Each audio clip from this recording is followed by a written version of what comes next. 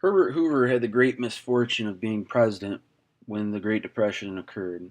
President Hoover, he tried to convince Americans that the economy was sound. Many experts believed that the Depression was a normal part of the business cycle, that things were going to get better.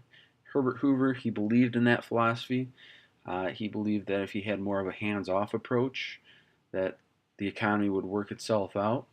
Looking back at it today, most people would disagree with that philosophy, and evidence supports that this philosophy did not work at that time. Um, he believed in voluntary cooperation, where basically, if he worked with business leaders, asked them not to lay off workers, lower wages, things like that, this would help, and eventually the economy would get better sooner than later. So he's very cautious as far as government spending goes. He doesn't want to spend a whole lot of money trying to pump money into the economy.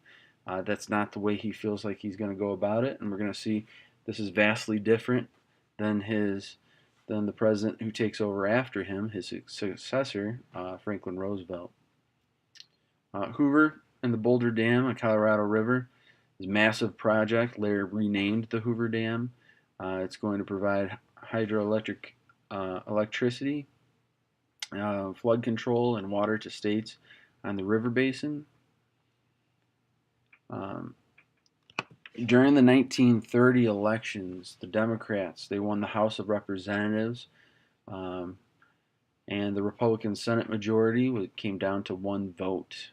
So Hoover does not have the Republican backing in Congress that he once had, and for him, this is not going to be a good thing.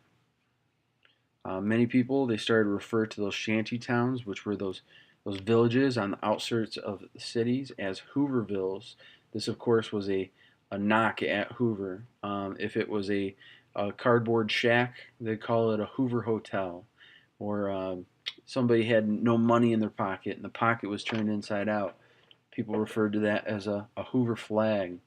Or if somebody had run over like a squirrel or some type of roadkill, people often called that a Hoover ham. So of course this is a slap in the face to the president who's going to try to do everything he can to help, but his efforts proved to be not all that successful. Hoover, he negotiates agreements amongst businesses. This once again was called voluntary cooperation. He backs Federal Farm Board and buys crops to keep off markets until prices rise. So he puts a little bit more money in the economy. As far as direct intervention, there's the Federal Home Loan Bank Act, which lowers mortgage rates, and the RFC, which is emergency funds for businesses. Even with the Reconstruction Finance Corporation, they have millions and millions of dollars to spend, but he was very frugal with his money, and he did not want to give it up, and he did not know if it would be best putting into such projects. So a lot of the projects he put into were money that he thought he could get the money back, such as toll rolls and toll roads and such things like that.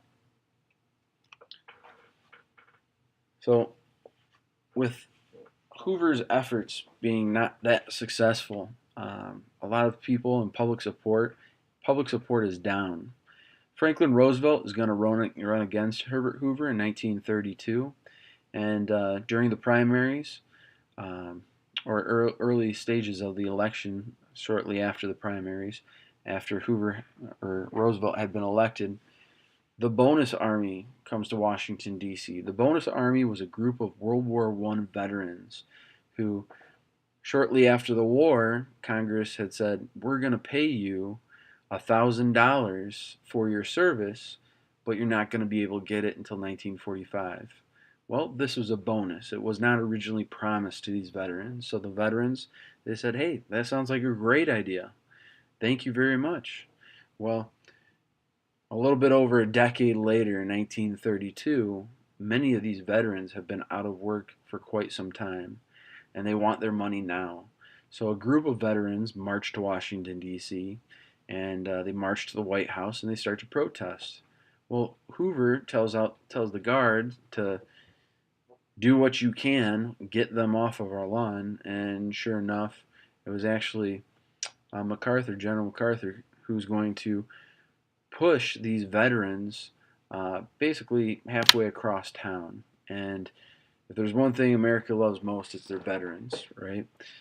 We appreciate their service, and of course, it doesn't look like Hoover does. This looks very, very bad for him.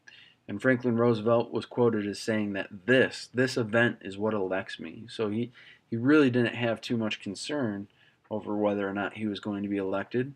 And this was just one more event that looked bad for Hoover. So Hoover eventually will be defeated in the 1932 election, and the Bonus Army and the chasing away of the Bonus Army is going to be a pretty big part of that defeat for Herbert Hoover.